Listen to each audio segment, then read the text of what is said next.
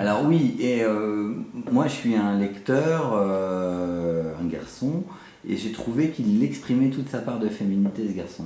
Ah bah, vu qu'elle vient un peu de moi, du coup oui, ça s'explique. Ceci dit, c'est crédible. C'est crédible parce que Ça reste un homme, hein. voilà, il est un homme et surtout, il n'est pas censé savoir quelles elle entend, en tout cas, Non. pas au début du roman. Et il cache rien. Il cache absolument rien. Il a un meilleur ami auquel il se confie beaucoup et un meilleur ami, pour moi en tout cas, c'est quelqu'un à qui on ne doit rien cacher non plus. Donc il confie à la fois ses désarrois, ses malheurs, mais aussi tout le bonheur que parfois il peut ressentir. Et il est entier. Je vous écoute, Clélie, et ce que j'entends là, c'est très important. Votre histoire, c'est une histoire humaine, une histoire d'amour, effectivement, complètement impossible au premier abord entre ces deux personnages, puisqu'ils n'ont pas, hormis justement le contact physique, ils n'ont pas la possibilité de se parler, ainsi de suite. Les lecteurs découvriront si Elsa se réveille ou pas. Voilà, on va leur laisser ce suspense-là. Mais c'est aussi une histoire d'amitié. Oui, j'attache vraiment une énorme importance à l'amitié. J'ai pas eu de frères et sœurs dans mon enfance, donc moi je me suis penchée immédiatement vers mes amis les plus proches.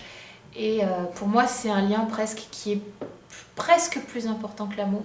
Alors pour quelle raison? C'est intéressant, allons plus loin. On ne peut pas divorcer d'amitié, Ouais. j'irais presque dire. Des amis, peut y avoir de la distance, peut y avoir de la distance kilométrique, peut y avoir une certaine distance, une froideur qui s'installe à un moment, mais j'ai toujours l'impression qu'on revient les uns vers les autres. Et aussi, C'est plus facile pour que ça reparte. c'est plus facile pour que ça reparte, mais on oublie moins facilement nos amis, dans un sens où on peut être hors de contact d'eux pendant 2 ans, mais quand même les aimer de la même façon la 3e année. J'ai l'impression dans nos sociétés, il est plus facile d'établir des relations d'amitié dans la longévité. Dans la longévité, oui, c'est certain. Après, en comparant par rapport à notre société actuelle pour ce qui est des relations amoureuses, où des fois on passe un peu par tous les moyens possibles et imaginables pour acquérir un conjoint ou un compagnon, l'amitié, je trouve qu'on lui donne beaucoup plus d'authenticité. Clélie, aujourd'hui ce livre est écrit, publié, il va faire son chemin, il va rencontrer des lecteurs français, et pas que, puisqu'il y a 17 pays qui ont acheté les droits, donc il va être traduit et distribué là-bas. Vous en êtes où dans l'écriture?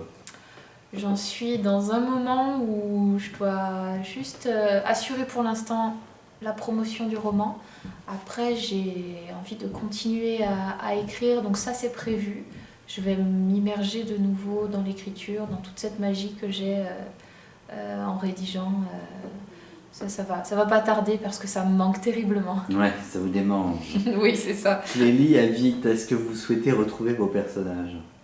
Les retrouver de quelle façon? J'en sais rien. Dans une suite? Hmm. Non. Je tiens pas à les retrouver de cette façon-là, pas dans une suite parce que leur histoire est belle comme elle est pour l'instant et leur fin est splendide.